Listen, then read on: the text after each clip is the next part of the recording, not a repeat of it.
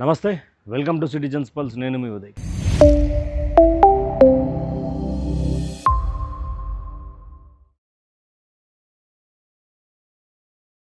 భారతీయ జనతా పార్టీలో ప్రకంపనలు రేపుతున్నటువంటి ఒక ఎంపీ మాటలు.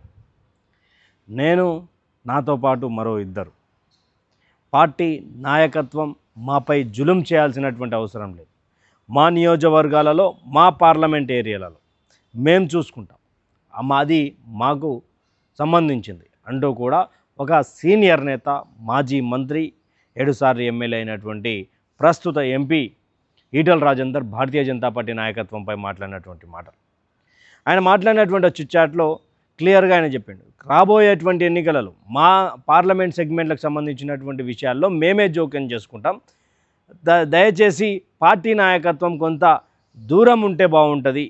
ఎందుకంటే ఎక్కడెక్కడ మేము గెలవాలి, ఎక్కడెక్కడ మేము గెలుస్తామనేది ఒక మాకు ఆలోచన ఉన్నది.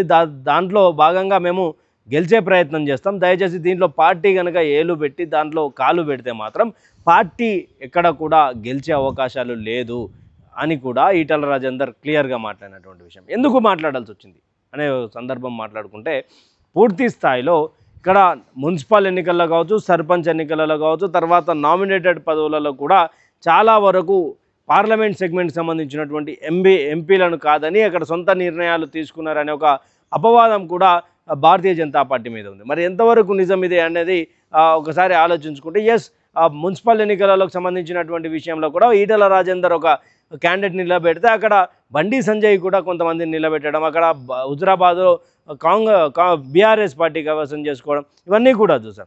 ఈ సందర్భంలోనే ఈటల రాజేందర్ మరియు రఘునందన్ రావు, చెవెలకు సంబంధించినటువంటి ఎంపీ కొండ విశ్వేశ్వరరెడ్డి, మా పార్లమెంట్ సెగ్మెంట్లలో మేము అభ్యర్థులను నిలబెట్టుకోగలుగుతాం, మేము ఎవరికి సూచిస్తే వాళ్ళకి టికెట్ ఇస్తే బాగుంటుంది, కానీ మీ యొక్క ఇష్టం వచ్చిన రీతిలో మీరు ఏదో సర్వేలు చేసినట్టుగా మీరు టికెట్లు ఇస్తే మాత్రం ఇబ్బందికరంగా మారే అవకాశం ఉంటుంది పార్టీకి అంటూ కూడా ఆయన బహిరంగంగా మాట్లాడినటువంటి. అంటే ఇప్పటి వరకు భారతీయ జనతా పార్టీలోకి ఈటల వచ్చినప్పటి నుండి సముచిత స్థానం కల్పించలేకపోయారు, సముచిత స్థానంలో ఇవ్వక ఈటలను ఇబ్బంది పెడతా ఉన్నారనే ఒక తరుణం కూడా చూసుకుంటూ వచ్చాం. అయితే ఈ సందర్భంలోనే రఘునందన్ రావు, కొండ విశ్వేశ్వరరెడ్డి ఏదైతే 3 పార్లమెంట్ సెగ్మెంట్లు ఉన్నాయో, మల్కాజ్గిరి కావచ్చు, ఇది ఏకంగా మల్కాజ్గిరి ఇప్పుడు కార్పొరేషన్గా, తర్వాత సైబరాబాద్ కిందికి పటాన్చేరు, తర్వాత ఈ యొక్క షేర్లింగంపల్లి, ఇవన్నింటి కూడా షేర్లింగంపల్లికి సంబంధించినటువంటి విషయంలో ఇక్కడ కొండ విశ్వేశ్వరరెడ్డి కావచ్చు, తర్వాత ఇక్కడ పటాన్చెరుకు సంబంధించినటువంటి విషయంలో, అంటే ఎగ్జాక్ట్గా ప్లేసెస్ అన్నీ చెప్పకుండా మేజర్ సంబంధించినటువంటి జిహెచ్ఎంసీ పరంగా మాట్లాడుకుంటే, ఇక్కడ పటాన్చెరుకు సంబంధించి మెదక్ ఎంపీ రఘునందన్ రావు. అంటే వీళ్ళు క్లియర్గా ఏం చెప్పదలుచుకున్నారు పార్టీకి అంటే, మేము టికెట్లు ఇవ్వదలుచుకున్నాం, మేమే టికెట్లు ఇచ్చుకుంటాం, మేమే సర్వేలు చేయించుకుంటాం, గెలుపు గుర్రాలను మేమే నిలబెట్టుకుంటాం తప్ప మీరు దయచేసి జోక్యం తీసుకోకండి అంటూ కూడా వాక్యాలు చేయడం. అయితే ఈ యొక్క వాక్యాలు పార్టీ మొత్తాన్ని కూడా అంటిముట్టను, అంటే మాటల మంటలు రగులుకున్నాయని కూడా చెప్పుకోవచ్చు. తర్వాత ఈటల రాజేందర్ వచ్చినప్పటి నుండి పార్టీ ఆయనను కొంత దూరం పెట్టే ప్రయత్నం చేస్తాను. కొంతమంది నాయకులు ఆయనకు రాష్ట్ర అధ్యక్ష పదవి వస్తుందంటే అక్కడి నుండి ఆయన ఓడగొట్టే ప్రయత్నం చేశారు. గతంలో ఎమ్మెల్యేగా కూడా ఆయన 2 చోట్ల పోటీ చేస్తే గెలిచే అవకాశం ఉన్నా కూడా, ఎందుకంటే హుజురాబాద్ అడ్డా అనేది ఈటల రాజేందర్ గడ్డగా గతం నుంచి తెలంగాణ ఉద్యమ సమయం నుంచి చెప్పుకుంటూ వస్తున్నారు. అది అక్కడ ఎలాగైనా ఆయనకు హార్డ్ కోర్ బెల్ట్ ఉన్నటువంటి పరిస్థితి. అయినా కూడా ఆయన ఉప ఎన్నికల్లో పోటీ చేస్తే ఏమీ లేనటువంటి Bharatiya Janata party, 0 vote bank ఉన్నటువంటి భారతీయ జనతా పార్టీ ఆయన అక్కడ గెలవడం, తర్వాత రాజకీయ మార్పుల ప్రకారం చూస్తే ఒక్కసారిగా ఈటల రాజేందర్ భయపెడతా ఉన్నారు, ఈటల రాజేందర్ తొక్కేసే ప్రయత్నం చేస్తున్నారు, ఈటల రాజేందర్ పొమ్మనలేక పొగబెట్టే ప్రయత్నం చేస్తూ ఉన్నారు అంటూ కూడా బీజేపీలోనే 2-3 వర్గాలు ఉన్నాయంటూ, అక్కడ బీజేపీకి సంబంధించినటువంటి కొంతమంది సీనియర్లు ఒకవైపు, తర్వాత ఈటల రాజేందర్ సంబంధించినటువంటి వాళ్ళు కొంతవైపు, ఇంకొక నాయకులు ఒకవైపు అనే విధానాన్ని తెలంగాణ రాష్ట్రంలో భారతీయ జనతా పార్టీలు భారతదేశంలో ఎక్కడ లేనటువంటి పోరు అనేది తెలంగాణ భారతీయ జనతా పార్టీలో కనిపిస్తూ ఉన్నది. మరి ఈటల రాజేందర్ మరొక వైపు ఇలాంటి ఇబ్బందులు పడుతూనే ఉన్నారు. తర్వాత పార్టీ కోసం నేను లాయల్గా ఉన్నా, నేను ఏ పార్టీని మోసం చేయను, గతంలో కూడా నేను బీఆర్ఎస్ పార్టీ, టీఆర్ఎస్ పార్టీలో ఉన్నా, నా అంతా నేను బయటికి రాలేదు, నన్ను పంపిస్తే నేను బయటికి వచ్చిన అంటూ కూడా ఆయన చెప్పడం జరుగుతూ ఉన్నది. తెలంగాణ ఉద్యమకారునిగా, తెలంగాణ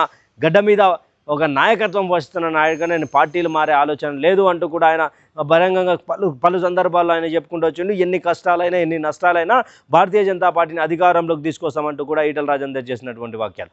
తర్వాత కొన్ని సందర్భాలలో ధర్మపురి అరవింద్ లాంటి వాళ్ళు ఈటల రాజేందర్తో కలిసి మేమిద్దరం కలిసి అధికారంలోకి తీసుకురాబోతా ఉన్నాం పార్టీని అంటూ కూడా ఆయన బహిరంగంగా చెప్పినటువంటి సందర్భం. అంటే ఇప్పుడు ఈటలను ఒక ఫేస్గా చూపించి ఈటల వెనుకకి కొంతమంది నాయకులు చేరుతున్నారా వెనుక నుండి రాజకీయం చేసే ప్రయత్నం చేస్తున్నారా అనే ప్రశ్నలు ఎన్నో ఉత్పన్నమవుతున్న సందర్భంలో పూర్తి స్థాయిలో మరి ఈటల రాజేందర్ చేసినటువంటి వాక్యాలు కూడా అలాగే కనిపిస్తూ ఉన్నాయి. ఎవరి నాయకత్వం ఎవరికి వాళ్ళకే తెలుసు. మీరు అనవసరంగా చేతులు పెట్టి కాళ్ళు పెట్టి అక్కడ గబ్బు లేపకండి. మా పార్లమెంట్ సెగ్మెంట్లలో మేము టికెట్లు ఇవ్వగలుగుతాం, మేము గెలిపించుకోగలుగుతాం అని చెప్పేసి కూడా ఆయన చెప్పడం. అక్కడ ఆల్రెడీ బీజేపీకి సంబంధించినటువంటి ఆల్మోస్ట్ 10కి 10 కార్పొరేటర్లు ఉన్నటువంటి ఎల్బీ నగర్ ఉన్నది ఆయన పార్లమెంట్ సెగ్మెంట్లలో.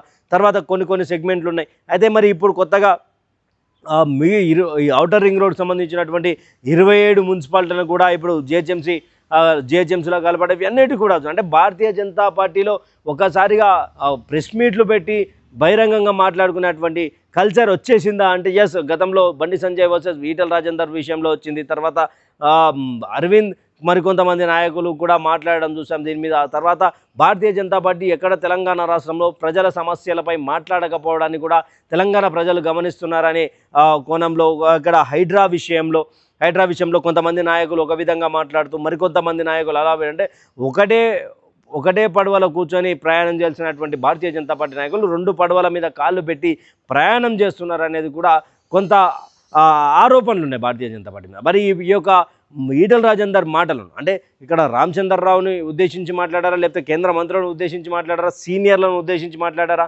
లేకపోతే మా ఏరియాలలో మీరు ఏలు పెట్టి మమ్మల్ని గెలకకండి అనే సీరియస్గా ఏమన్నా ఇండైరెక్ట్ వార్నింగ్ ఇచ్చారా అనే దానిపై కొంత సమాధానం రావాల్సినటువంటి అవసరం ఉంది. అది ఏ కోణంలో అన్నారో అసలు పార్లమెంట్ సెగ్మెంట్లలో అంటే రాష్ట్ర నాయకత్వం చెప్పినటువంటి వాళ్ళకి టికెట్లు ఇవ్వాల్సి వస్తుంది. ఎందుకంటే జాతీయ పార్టీ అదేవిధంగా పార్టీకి సంబంధించినటువంటి కొన్ని ప్రోటోకాల్ ఇష్యూస్ ఉంటాయి. ప్రోటోకాల్ సంబంధించినటువంటి విషయంలో పార్టీ హైకమాండ్ ఎవరికి టికెట్ ఇస్తే వాళ్ళే పోటీ చేయాల్సి ఉంటుంది. కానీ మరి ఇప్పుడు ఇక్కడ జగిత్యాలలో జీవన్ రెడ్డి రెబల్గా పోటీ చేయించినట్టుగా ఇక్కడ ఏమన్నా ఈటల కానీ కొండా కానీ రఘునందన్ రావు కానీ ఏమన్నా పోటీ చేయించే అవకాశాలు ఉంటాయనేది ఒక వేచి చూడాలి. అయితే మరి ఈటల రాజేందర్ మరొక బ్రేకింగ్ ఏంది అంటే ఆయన పార్టీ మారబోతా ఉన్నారు. జీవన్ రెడ్డితో పాటు ఆయన బీఆర్ఎస్లోకి చేరబోతా ఉన్నారు. ఇక్కడ భారతీయ జనతా పార్టీకి సంబంధించినటువంటి నాయకులు అందరూ కూడా ఆయనను ఇబ్బంది పెట్టే ప్రయత్నం చేస్తూ ఉన్నారు. అధిష్టానం కూడా ఆయన వైపు లేకుండా ఆయనను డిఫరెంట్గా ట్రీట్ చేస్తూ ఉన్నారు అనే కోణం కూడా అక్కడ ఈటలకు సంబంధించినటువంటి కార్యకర్తలలో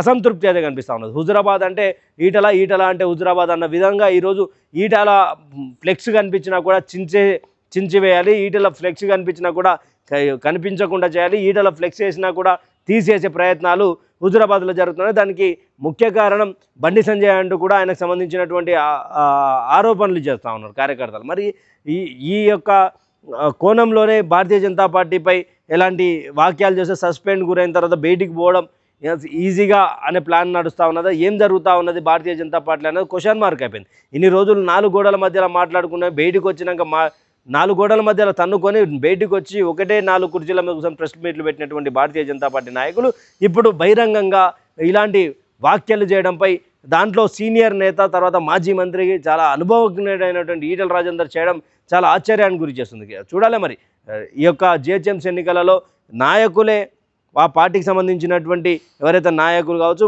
మెంబర్ ఆఫ్ పార్లమెంట్ కావచ్చు, ఎమ్మెల్యే కానీ వాళ్ళు టికెట్లు డిక్లేర్ చేస్తారా, లేకపోతే అధిష్టానమే మరొకసారి వీళ్ళని పక్కన పెట్టి అధిష్టానం కేటాయించిన వాళ్ళకే టికెట్లు వస్తాయి. ఈ యొక్క సందర్భంపై భారతీయ జనతా పార్టీ నాయకులు కూడా కొంతవరకు ఎవరు కూడా రెస్పాండ్ కానటువంటి పరిస్థితి. కెమెరామెన్ నాయక్తో ఉదయ్ కిరణ్, హైదరాబాద్.